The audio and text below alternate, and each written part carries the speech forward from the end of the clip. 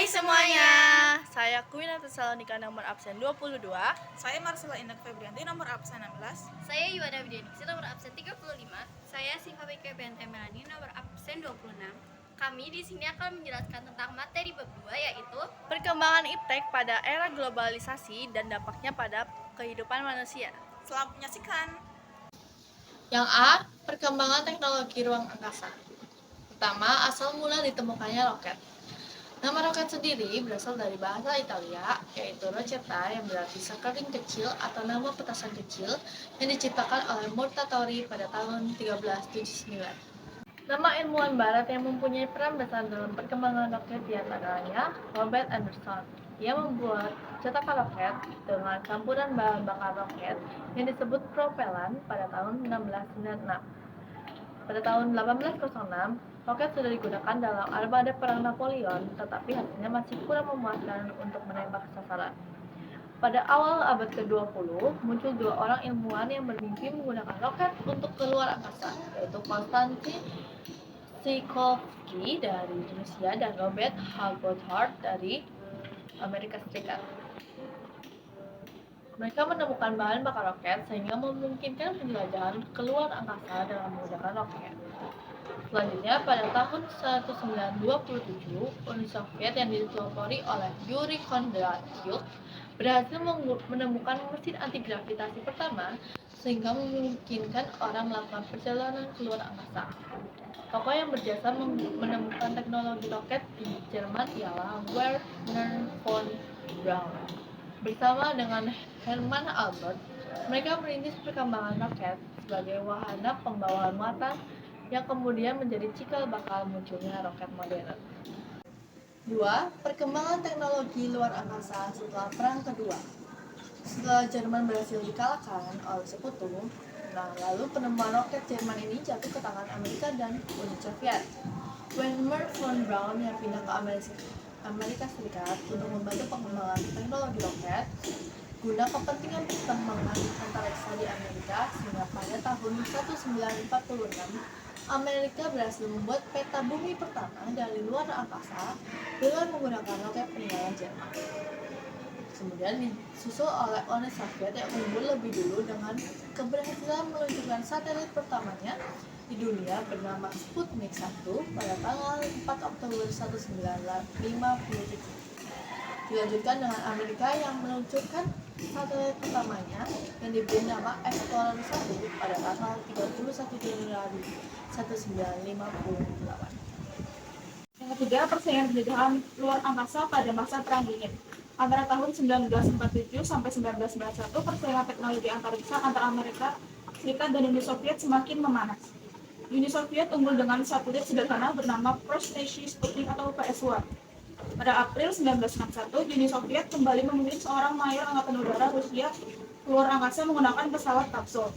Amerika yang tertinggal 3 pekan pada awal Mei 1961 mengirimkan astronot pertamanya keluar dengan pesawat kapsul. Astronot hanya mampu bertahan selama 15 menit dengan ketinggian maksimal 184 km karena teknologi yang belum sempurna. Pencapaian Amerika tertinggal jauh dengan Uni Soviet yang mencatat waktu 108 menit dengan ketinggian maksimal 301 km dalam sekali orbit. Amerika Serikat baru berhasil mengirimkan pesawat pengorbit pada Februari 1962 yang dapat melakukan 3 kali orbit dalam penerbangan selama kurang dari 5 jam. Namun prestasi tersebut masih kalah jauh dengan Rusia. 6 bulan lalu ia melakukan penerbangan luar angkasa selama 25 jam. Persaingan semakin berlanjut dengan bersaing untuk bisa mencapai ke bulan. Rusia baru berhasil mendaratkan wahana Lunik 9. Amerika Serikat berhasil mengirimkan gambar televisi pertama dari permukaan bulan. Sementara itu, Uni Soviet tercatat pernah mengirimkan modul Lunokhod 1 pada November 1970 berupa robot yang dikendalikan dari bumi. pada Oktober tahun 2011 tercatat 100 negara tergabung dalam traktat ini. Sementara itu 26 negara lainnya belum meratifikasi. Menurut traktat tersebut, luar angkasa dan seluruh benda angkasa adalah warisan bersama umat manusia. Oleh karena itu, harus dipergunakan dan dimanfaatkan untuk kebaikan seluruh umat manusia. Dalam perkembangannya, angkasa luar menjadi bisnis yang sangat menjanjikan dengan nilai transaksi yang sangat besar, sehingga roket pun disewakan oleh beberapa pemasok untuk meluncurkan satelit komersial ke dalam orbit. Pemasok utama adalah NASA dan Europe Space Agency atau ESA. Pesawat ulang-alik. Amerika Serikat berhasil meluncurkan pesawat ulang-alik pertamanya di Kolombia pada bulan Juni tahun 1981.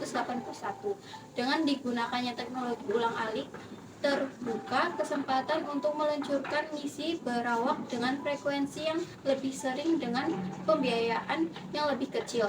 Akan tetapi pada tanggal 28 Februari tahun 1986, pesawat ulang-alik Challenger yang meledak saat peluncuran dan menewaskan ketujuh awaknya.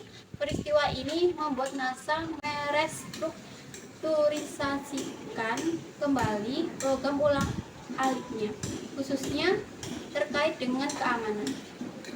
Kecelakaan kembali terjadi pada tanggal 1 Februari tahun 2003 yang menimpa pesawat ulang-alik di Kolombia. Pesawat tersebut meledak di udara saat telah memasuki atmosfer. Ini dalam proses pendaratan. Akibat dari kecelakaan ini adalah program luar angkasa Amerika Serikat dibekukan. Sementara itu, Uni Soviet dasar juga sempat mengembangkan pesawat ulang-aliknya. Pesawat tersebut yang berarti badai salju. Pada tahun 1988, Buran diuji coba dalam sebuah penerbangan tanpa awak.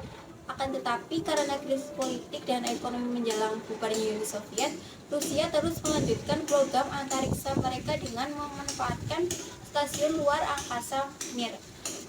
Akan tetapi karena kurangnya biaya ditambah dengan kondisi Mir yang sudah tua, membuat pemerintah Rusia terpaksa memutuskan untuk mengakhiri riwayat stasiun kebanggaan tersebut pada bulan April 2001.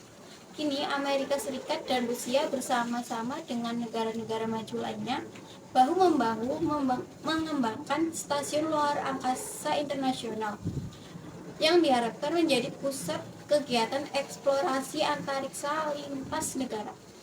Selanjutnya, yang keempat yaitu dampak teknologi luar angkasa bagi kehidupan manusia. Melalui kemajuan teknologi ruang angkasa, maka memungkinkan diluncurkannya teleskop Hubble, sehingga pemahaman manusia terhadap alam semesta pun meningkat. Selain teleskop luar angkasa Hubble, berbagai jenis satelit juga diluncurkan untuk berbagai keperluan bagi kehidupan manusia. Antara lain, A. Satelit komunikasi adalah satelit yang ditempatkan di angkasa dengan keperluan telekomunikasi. B. Satelit pengamat bumi adalah satelit yang dirancang khusus untuk mengamati bumi dan orbit. C. Satelit navigasi adalah satelit yang menggunakan sinyal radio yang disalurkan ke permukaan tanah untuk menentukan sebuah titik lokasi di bumi. D. Satelit cuaca adalah satelit yang digunakan untuk mengamati cuaca dan iklim di bumi. Selain memberi manfaat, peluncuran benda-benda angkasa ini juga dapat memberi dampak negatif, seperti benda-benda luar angkasa yang sudah tidak terpakai akan menjadi sampah yang berbahaya bagi kehidupan manusia di permukaan bumi. Sampah luar angkasa atau sampah antariksa merupakan benda-benda hasil buatan manusia yang berada di orbit sekitar bumi yang sudah tidak berfungsi. Benda-benda tersebut biasanya berupa puing-puing dari roket atau satelit yang sudah tidak digunakan lagi. Aktivitas astronot di ruang angkasa juga terganggu akibat sampah antariksa tersebut. Para astronot di ISS pernah menjumpai puing antariksa yang mendekati mereka. Beruntung, para astronot ini dapat selamat karena berlindung pada kapsul penyelamat. Kapsul penyelamat biasanya digunakan oleh para astronot untuk kembali ke bumi, baik secara rutin maupun dalam keadaan darurat. Indonesia juga merupakan negara yang berpotensi kejatuhan sampah antariksa yang diperkirakan mencapai 20.000 keping. Para ilmuwan berupaya untuk mencari solusi membersihkan sampah ruang angkasa tersebut. NASA sampai saat ini masih melakukan penelitian untuk membersihkan ruang angkasa dari sampah antariksa. Selanjutnya yang B. Perkembangan teknologi persenjataan. 1. Fase perkembangan teknologi persenjataan. Yang pertama, zaman praaksara. Umumnya pada zaman ini manusia menggunakan senjata dari batu, tulang, dan tanduk. Yang kedua, Zaman klasik. Pada masa ini, manusia banyak menciptakan senjata jenis baru yang terbuat dari logam seperti pedang, tombak, panah, dan lain-lain. Dengan ditemukannya roda, manusia juga menciptakan kereta-kereta perang. C. Zaman pertengahan. Pada zaman ini, pertengahan di Eropa, senjata banyak digunakan oleh kaum Ksatria.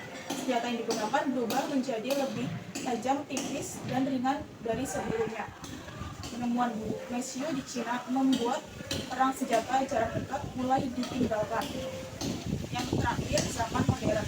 Pada zaman ini ditemukan senapan dan roket untuk pertempuran. Dalam perkembangannya, ditemukan senjata otomatis yang bisa menembak beberapa kali tanpa harus mengisi peluru. Nuklir pertama ditemukan oleh pihak Amerika dengan berpedoman pada rumus dari Albert Einstein. Yang kedua, persaingan teknologi persenjataan pada masa Perang Dingin. Pada masa ini, Amerika Serikat dan Uni Soviet saling berlomba menciptakan berbagai senjata mutakhir dan mematikan. Di antaranya adalah bom. Keberhasilan Amerika dalam menciptakan bom atom dalam waktu yang tidak terlalu lama diikuti oleh pesaingnya Uni Soviet.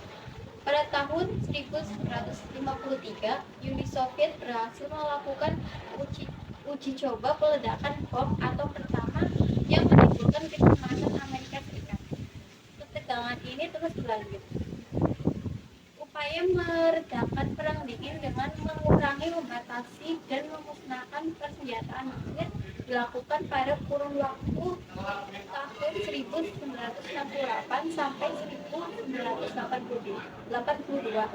Bentuk persetujuan yang dicapai yaitu yang pertama, perjanjian non-proliferasi nuklir.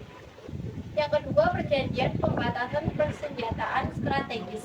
Dan yang terakhir, pembatasan senjata ofensif strategis. Yang ketiga, dampak teknologi persenjataan bagi kehidupan manusia. Pemanfaatan teknologi persenjataan dalam perang di berbagai kawasan dunia menimbulkan korban, baik yang tewas maupun yang luka-luka akibat perang. Tragedi kemanusiaan terbesar akibat perang di kota Hiroshima dan Nagasaki. Penggunaan teknologi persenjataan telah memberi dampak negatif bagi kehidupan manusia. Setelah perang selesai, perkembangan teknologi perang dimanfaatkan untuk kepentingan sipil dan kesejahteraan umat manusia. Penemuan penting pada masa Perang Dunia II adalah ditemukannya cara pembuatan bom atom. Setelah perang berakhir, teknologi nuklir dimanfaatkan sebagai sumber energi untuk memenuhi kebutuhan masyarakat. Teknologi nuklir dimanfaatkan dalam bidang-bidang antara lain A. Bidang kesehatan atau medis. Penerapan teknologi nuklir dalam dunia medis sehingga dikenal dengan istilah kedokteran nuklir. Teknik nuklir biasanya digunakan dalam diagnosis penyakit dalam. Teknologi nuklir juga digunakan untuk mendiagnosa penyakit pasien yang harus melakukan pembedahan. B. Bidang pertanian. Dalam bidang pertanian, teknologi nuklir bisa dimanfaatkan untuk peningkatan hasil buah, pencegahan proses pertunasan, penghambatan pemasaran buah, dan peningkatan rehidrasi pada tumbuhan. Sinar radioaktif dari energi nuklir dapat mengubah sifat-sifat genetika suatu jenis tanaman dengan cara mutasi imbas radiasi sehingga menghasilkan sejumlah varietas unggul yang dapat diinginkan. Selanjutnya, C. Bidang peternakan. Isotop radioaktif digunakan dalam mendayagunakan pakan sehingga jumlah pakan yang sama akan dapat dikonsumsi oleh lebih banyak ternak. D. Bidang industri. Teknologi nuklir juga dimanfaatkan guna membangun perancangan konstruksi jalan, pengukuran kelembagaan serta kepadatan. Dalam industri pertambangan, teknologi nuklir juga digunakan dalam proses eksplorasi minyak dan gas. Sedangkan di Indonesia sendiri, dibentuk lembaga pemerintah yang disebut BATN atau Badan Teknologi Nuklir Nasional yang memiliki tugas untuk penelitian, pengembangan, dan pemanfaatan tenaga nuklir. Sekian penjelasan dari kami, semoga bermanfaat. Terima kasih.